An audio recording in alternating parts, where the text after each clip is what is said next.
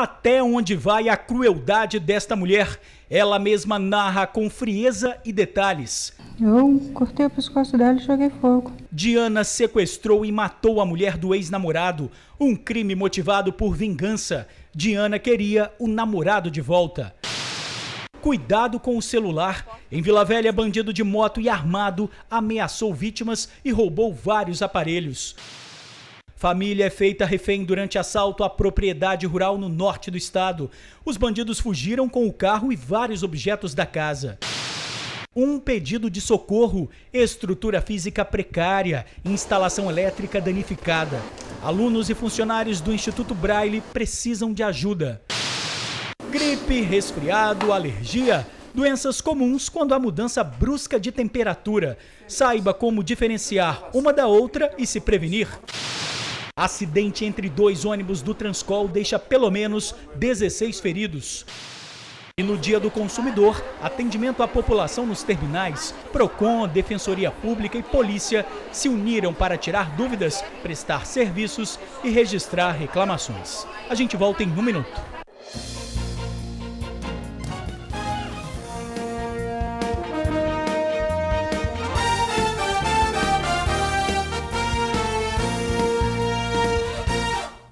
Olá, boa noite. Uma história que parece ter saído de um filme de terror. A mulher, inconformada com a perda de um namorado, sequestra a mulher do ex, degola a vítima e queima o corpo. E com frieza afirma, planejou tudo sozinha e não se arrepende de nada.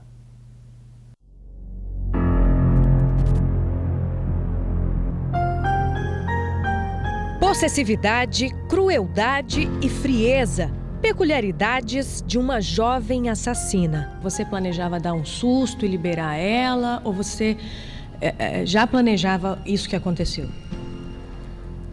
Eu planejava. Você queria matá-la? Sim. Como é que você fez para matá-la? Eu cortei o pescoço dela e joguei fogo. O que você sentiu quando você viu essa cena na sua frente? Não senti nada. Como é que ela reagiu a toda essa situação, desde a hora que vocês pegaram até a hora que você ateou fogo no corpo dela? Ela também não teve reação, não. A vítima de toda essa brutalidade foi Cléria Costa, de 28 anos. A doméstica teve pés e mãos presos por uma corrente e recebeu vários golpes de faca antes de ser degolada e ter o corpo incendiado. O corpo da jovem foi encontrado ainda em chamas por esse policial civil, que por coincidência passava pela estrada de Lameirão, em Guarapari, na hora do crime. Até então eu pensei que fosse algum lixo, que as pessoas na roça costumam queimar um lixo na beira da estrada. E a moça foi para dentro do carro e o rapaz então passou por trás do veículo Gol e apontou uma arma para mim. Quando ele se aproximou do carro para entrar, eu disse: "Para a polícia!" E eles aí foram entrando. Então eu procurei atirar no pneu para ver se o carro parava para mim efetuar a detenção dos dois. Foi quando eu olhei e vi então que era um cadáver pegando fogo. Enquanto a esposa era morta, o porteiro João Batista buscava ajuda da polícia. Até então ele só sabia de um possível sequestro flagrado por vizinhos. E mesmo sem nada saber, ele já suspeitava da antiga namorada, Diana. Essa pessoa já invadiu a minha casa, tentando agredir essa minha atual esposa, porque ela queria demonstrar para mim que eu não estava mexendo com uma pessoa qualquer. Ela faz isso porque ela quer que você fique com ela? É, a intenção dela é essa. Ele tinha razão em todas as suspeitas. Diana matou porque não aceitou ser trocada por outra mulher. Ela não conseguia aceitar a separação com o João Batista. João Batista era marido da vítima. E ela não conseguiu aceitar essa separação, a ponto de dizer que se ele não ficasse com ela, ele não ia ficar com mais ninguém. Esse foi o trágico fim de uma rivalidade que durou cerca de 2 anos. Ela falava que estava com ele, eu grávida dele, e que ela ia voltar para ele só estava comigo por uma questão de tempo, que se ele não conseguisse tirar o filho, não interessava, que ele ia fazer de tudo quando ele nascer para tirar de mim, que ela que ia cuidar. A vítima seguia para o trabalho quando foi sequestrada por Diana e um comparsa. Após obrigarem a doméstica a entrar dentro deste veículo, ela foi levada para um motel, onde teve a cabeça raspada e recebeu ordens de deixar o marido. Diana Cristina Conceição, de 28 anos, chegou a passar em uma borracharia para trocar o pneu do carro atingido por um dos tiros, mas decidiu abandonar o veículo e voltar para casa de ônibus. Teve os planos frustrados pela polícia militar. Já presa e a par do que lhe aguarda, Diana encontra palavras para expressar o que sente. Arrependimento não, remorso. Remorso. Remorso mesmo, verdadeiro, ou porque você está nessa situação, está sendo presa? Remorso pela minha filha. A atendente confessou que ficou transtornada com a notícia de que o ex-companheiro, com quem teve um breve relacionamento e uma filha, tinha se casado. A jovem confessa que desde então vinha arquitetando a morte da rival. Eu tentei entrar em contato com ele, ele não quis mais me atender. Foi aí em diante. Mas o que descobri que eles dois tinham casado. Na fuga, Wagner Rodrigues dos Santos, de 34 anos, meio-irmão de Diana, acabou baleado e foi socorrido para o Hospital São Lucas, em Vitória. Mas já sai de lá direto para a cadeia. Apesar das declarações da acusada sobre a recusa de participação por parte dele, os dois serão autuados em flagrante pelo mesmo crime. Eu vejo uma coautoria com relação ao crime de homicídio qualificado, inicialmente pelo motivo fútil. Tá? Se houver outras qualificadoras, eles responderão também.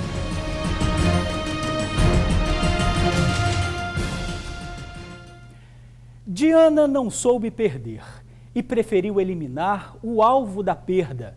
E como boa covarde, se encheu de coragem, tirou a vida da mulher que, mesmo morta, hoje a fez descobrir como ela é pequena. Quem não é capaz de ser espontaneamente amado, jamais terá amor arrancado de sangue e ódio. Um assaltante de moto e armado aterrorizou moradores de Jardim Marilândia, em Vila Velha. O alvo do bandido são principalmente os celulares. Uma rua deserta e duas mulheres com uma criança de apenas 4 anos. Era o cenário perfeito para um criminoso agir. E foi o que aconteceu. O bandido nem desceu da moto, exigiu os celulares das vítimas e ainda ameaçou o sobrinho da cabeleireira. Ele levantou a camisa para guardar os telefones e com a arma apontada, a arma abaixo da camisa e vários telefones na cintura. Ele já tinha feito mais vítimas, antes da gente já tinha roubado mais. O crime aconteceu por volta de 10 horas da manhã e a poucos metros da casa das vítimas. Com medo de assaltos, a cabeleireira nem levava o celular para a rua mais. Mas justamente nesse dia, ela levou o aparelho porque esperava uma ligação importante. Chorei muito, nem foi pelo fato do telefone, foi porque foi meu dinheiro. Foi R$1.500, para quê? Para um vagabundo levar? Eu trabalho muito para isso. Para o cara levar assim, eu fiquei muito revoltada. E imagine quantas pessoas não passam por isso todos os dias. Até quando a gente vai ficar assim? O perigo não está só nas ruas, não. Esta mulher teve a casa invadida 2 vezes no mesmo dia. 2 horas da tarde, estava todo mundo em casa almoçando e de repente meu irmão foi embora. Quando eu desci, eu vi o portão arrombado, né? Aí entrei numa loja que eu tenho embaixo, eles tinham levado bicicleta, uma balança, um monte de coisa. Foram até no 2º andar, eu moro no 3º andar. A situação aqui no bairro Jardim Marilândia, em Vila Velha, tá feia mesmo. Tá complicado para quem simplesmente passa na rua, para quem mora no bairro, para quem trabalha na região e tem sobrado até para os estudantes. O entorno das escolas tem sido muito visado pelos criminosos. Os roubos acontecem principalmente durante o horário de entrada e saída dos alunos. É que os estudantes costumam ficar ali na porta, distraídos, conversando, na maioria das vezes com o celular na mão. Aí já viu, né? Um prato cheio para quem tá mal intencionado. Tem mãe que passou a levar e a buscar o filho no colégio. Outras tiveram que contratar alguém para fazer isso. Enquanto eu puder pagar uma van, ainda vai ser melhor ainda, porque a gente trazendo também é perigoso. Qualquer lugar tá perigoso em qualquer horário. A gente não tem mais segurança. A PM informou que reforçou o policiamento com a patrulha da comunidade e pede que os moradores denunciem os crimes. Lembrando que a orientação para quem tiver o celular furtado ou roubado é registrar um boletim de ocorrência na delegacia para que a linha seja bloqueada. O pedido de socorro vem agora de quem ajuda. Décadas de trabalho, mais de 200 alunos matriculados. Histórias que não podem ficar só na memória. Veja na reportagem de Tainá Lopes. Por fora é um lugar que parece abandonado. Lá dentro, um espaço de apoio aos deficientes visuais funcionando a todo vapor. Este é o Instituto Braille do Espírito Santo. E foi aqui que Daniel aprendeu as primeiras palavras. Em 2012, quando chegou no Braille, Daniel não sabia ler e escrever. Hoje, aprendeu mais que palavras. Aprendeu a sonhar e a correr atrás dos sonhos. O que você quer para o futuro, Daniel? Quero ser veterinário. Há 23 anos, quando Edith chegou no Instituto, era uma menina de 7 anos, filha de pais analfabetos. Edith ganhou independência e uma família.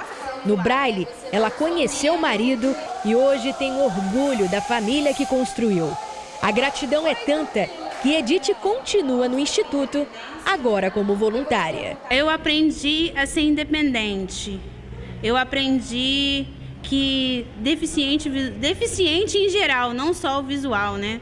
Ele é capaz. Se o desafio de lidar com a deficiência visual já é grande para quem nasce com ela, imagine só para quem deixou de ver o mundo há pouco tempo. Foi o caso de Joel, que há 3 anos lida com a deficiência. O antigo pedreiro precisou reaprender a viver e foi no Instituto Braille que ganhou o apoio ideal. Aprendi a andar, estou aprendendo só posso dizer que daqui a pouco eu vou aprender a voar. Qualidade de vida melhorou muito depois que conheci o Instituto. O Instituto Braille existe há 63 anos. Atualmente atende 233 pessoas.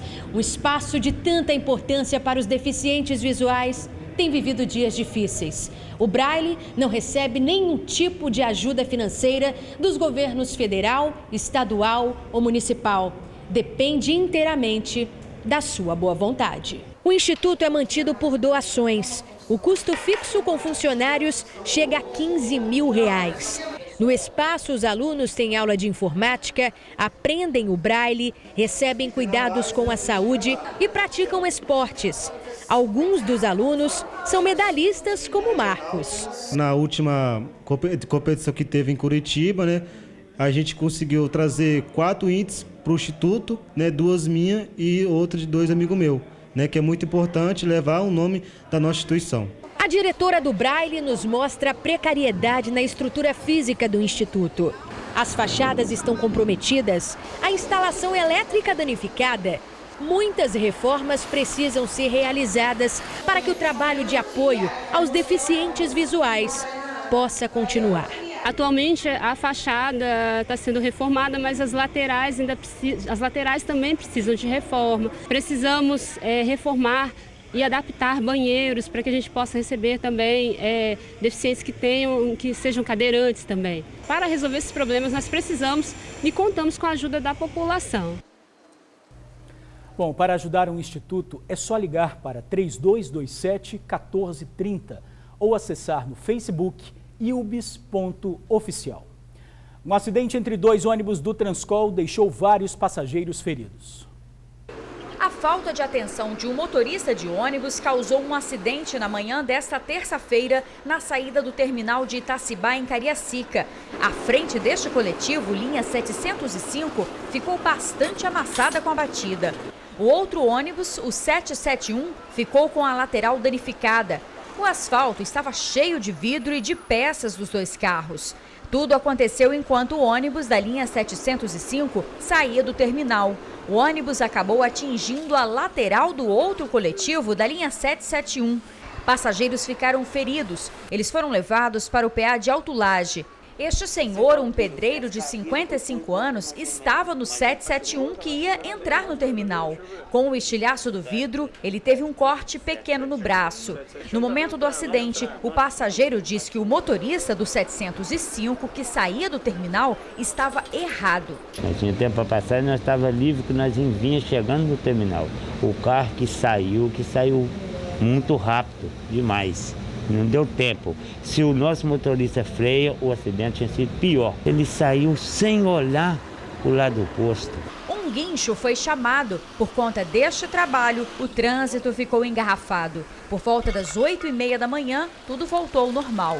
Apesar de ninguém ter ficado gravemente ferido, para quem estava dentro do transporte público, foi um susto e tanto. A gente leva um choquezinho, né? Porque vem aquele negócio em cima da gente, a gente não sabe se dá tempo de repassar ou não dá. E ele vindo, né? Se assusta bastante. A empresa de ônibus está prestando assistência aos 16 passageiros feridos que foram liberados. As responsabilidades do acidente serão apuradas.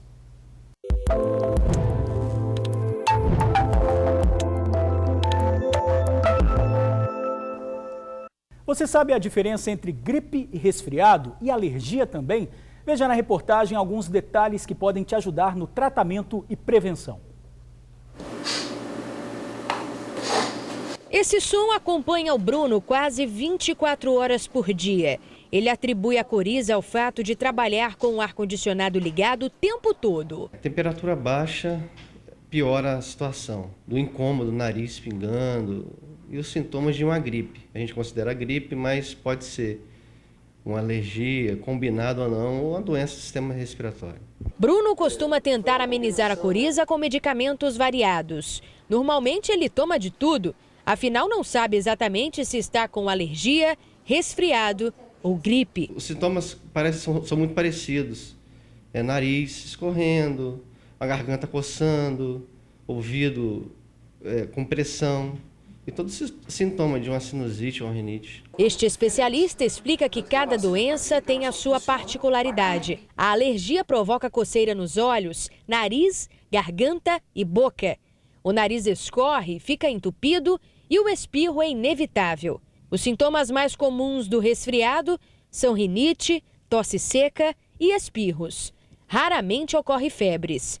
Já a gripe... Alergia não é um quadro infeccioso, então a pessoa não tem febre. Não perde apetite, não fica com o corpo muito dolorido. Enquanto resfriado e gripe são quadros infecciosos. Tá? Então aí a pessoa pode ter febre e assim por diante. Né? Resfriado é uma doença mais leve, pouca febre, pouco mal-estar, nariz correndo, espirro, mas dá para a pessoa trabalhar, geralmente assim por diante. Gripe é uma doença infecciosa mais grave, com febre mais alta. Quem está gripado precisa de cama. Está mole, derrubado, então precisa de cama. O tratamento para cada uma das doenças pode ser específico. Para alergia é basicamente hidratação e antialérgico. Para resfriado é hidratação e medicação para febre, para dor no corpo, um analgésico, assim por diante. Né? Não tem medicação específica. E para gripe é hidratação e medicação sintomática. O médico alerta que é preciso mais atenção com o quadro de gripe em grávidas, recém-nascidos e idosos. No Dia do Consumidor, uma ação do PROCON ajuda a tirar dúvidas e registrar reclamações da população. É um direito, mas muita gente não sabe. Seu João tem 73 anos e até hoje paga passagem integral quando viaja para outro estado. E olha que ele trabalhou por mais de 40 anos como motorista de ônibus, hein? Como você consegue tirar esse documento? Aonde? Ninguém sabe te informar. A gratuidade nas viagens interestaduais vale para quem tem 60 anos ou mais e uma renda igual ou inferior a 2 salários mínimos. A lei estabelece que cada ônibus convencional, como esse aqui, reserve 2 assentos gratuitos para os idosos. Se os lugares já estiverem ocupados, o idoso é obrigado a pagar passagem, mas tem direito a 50% de desconto. É necessário que ele apresente a sua carteira de identidade, comprovando a sua idade, e apresente também o seu contra-cheque, porque apenas os idosos que recebem até 2 salários mínimos têm direito a essa gratuidade ou têm direito aos 50% de desconto. Ah, mas por que tocar nesse assunto? Porque hoje é Dia Internacional do Consumidor e o PROCON decidiu fazer uma ação itinerante para comemorar a data. O seu Argeu aproveitou para pegar umas orientações sobre tarifas bancárias. Há tempo eu estou querendo correr atrás disso, mas não me sobrava tempo. E hoje eu vi a notícia e corri para cá. Então me ajudou. O telefone do PROCON para tirar dúvidas é 151. E a seguir, bandidos invadem fazenda, trancam família no banheiro e roubam computadores. A gente já volta. Bandidos invadem fazenda em Linhares. Eles renderam uma mulher e 2 crianças. A família foi ameaçada e trancada em um banheiro. Os ladrões roubaram carro e computadores, levaram até o cofre de moedas das crianças. Os criminosos foram detidos logo depois da fuga. Para você, boa noite. Até amanhã.